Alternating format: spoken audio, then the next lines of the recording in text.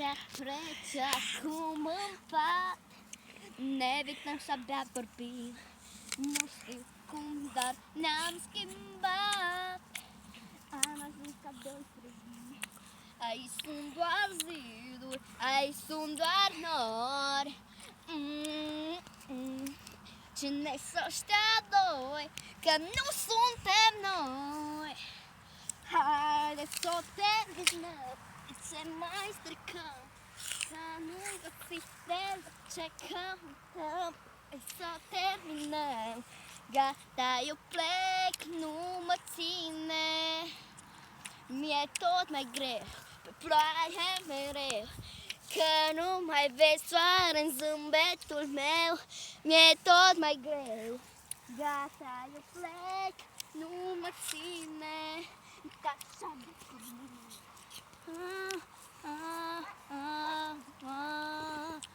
De ce aștept să-mi treacă? Mă doare și ce dacă am îndurat prea mult, dar tu ai inima de piatră. M-am săturat să aud de atâtea ori aceeași placă. E și mai rea durerea când începe să îți placă. Și tot ce dai în schimb se întoarce înapoi. Mai bine să fim singuri decât singuri în doi. Și toți din jurul meu îmi spune pleacă, pleacă. Ce spunem și gândim nu se mai leagă. Haide să o terminăm, ce mai stricăm, că nu găsim deloc ce-i căutăm. Hai să o terminăm, gata, eu plec, nu mă ține.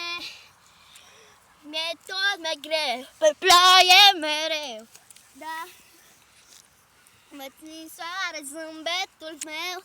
Mi-e tot mai greu, gata, eu plec, nu mă ține.